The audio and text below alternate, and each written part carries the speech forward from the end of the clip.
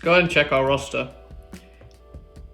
And we'll go into Christopher Judas. He's out of action for 5 weeks. Man, that hurts. That really hurts. At least we didn't put him in the rivalry yet. Oh, that would have been painful.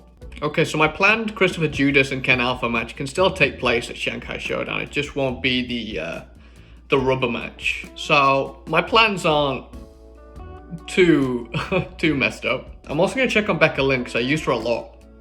Okay, she's still pretty healthy. Wrestlers do get fatigued at a certain point. I actually can't even remember at what. I actually had to go and check that. Once they hit 70, they're fatigued. When a wrestler's fatigued, their health goes down in even higher increments. As soon as they hit 60, they're injured. As you saw, you do have the random injury chances during a match, but you can be injured just by overusing a fatigued wrestler. To be honest, it could have been worse. It could have been worse. Wrestlers can be out for up to 9 months, so I'll take it. You know what's funny? I actually wanted the Shanghai Showdown match to be a last man standing, and stipulation matches definitely do increase the risk of injury. So we can check what the rating for our show was by going into the full calendar. If we tap on our show, we got a 6.8 overall. That's pretty decent. I will take that. Consider it's that John Cena, Prince Imran, and Tommy Hayden triple threat that really dragged it down. Okay, let's go back and let's advance the day. And now our rival show will have been completed, so we can go ahead and check their rating. Theirs was 7.7, so they beat us just by a bit. How much money have we got? Okay, we made a fair bit. We can go ahead and view all of our transactions here.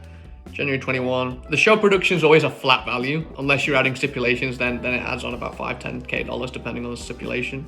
But the show production is always a flat value. It's a little bit more for special events because they have 2 more segments. Your weekly shows have 8 segments, your special events have 10. But show revenue is based purely on the show rating. So we managed to make a profit from the show, so that's fine.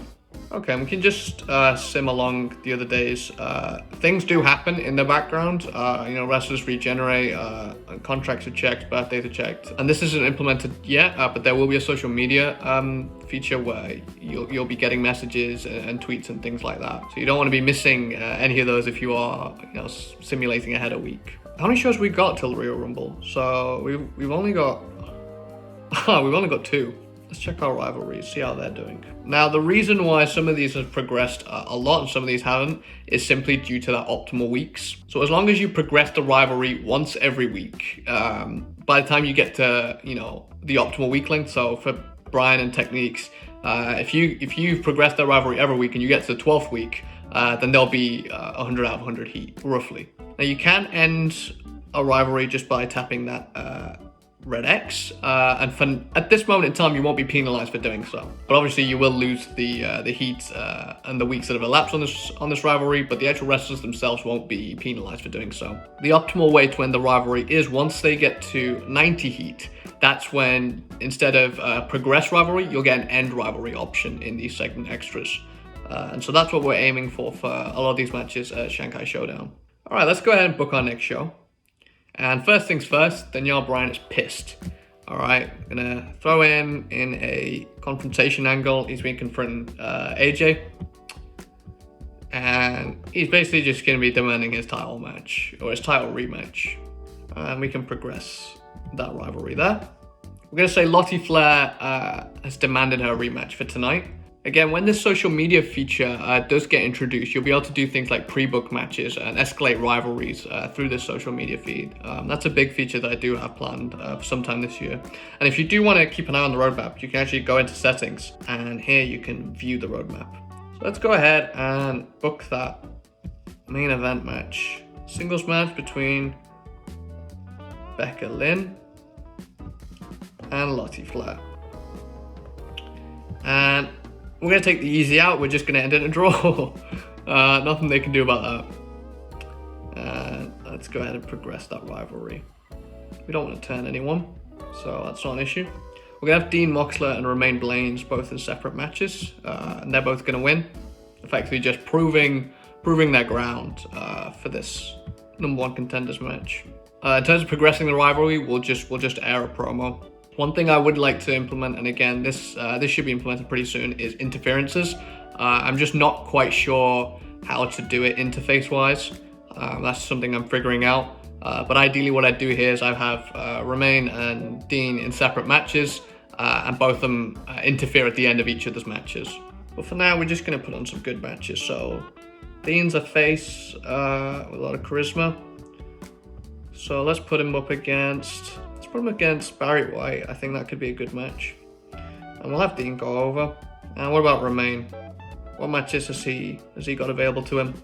K Original will probably be a good opponent for him. We'll have Romain go over.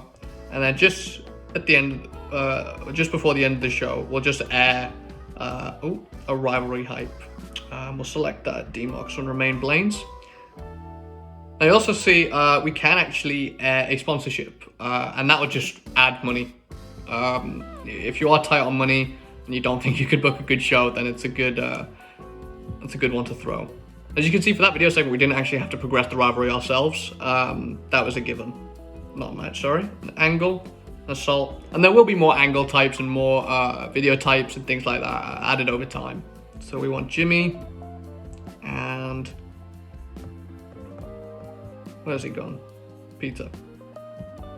Let's see if we can put the Prince and Tommy in a fatal 4-way and see if that helps things. We'll put in Adam Cole and Adam Book. Hopefully they can boost it. And we'll have Adam Cole go over because I do want to build him up for a big match at Shanghai Showdown as well. Tommy, there he is. So I'll have Adam Cole go over, and we shall progress that rivalry. And for our last segment, we can just have a great match, just to boost things up. Or, in fact, let's have a backstage interview. Let's see if we can boost someone's charisma. Adam Cole, he's just come off a good win. Let's see if we can boost him up. Again, he is someone I want to build up. Let's hit finish.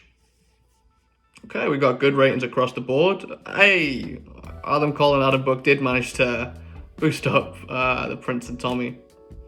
Yeah, videos don't rate very well. They're kind of a last resort, so use them sparingly. But overall, I think that was a good show. Might even have rated better than the last show. Let's have a look. So our rival only managed a 5.8 this week, and we hit 6.8. Pretty much the same as last week. I suppose we didn't have a 5-star match this week.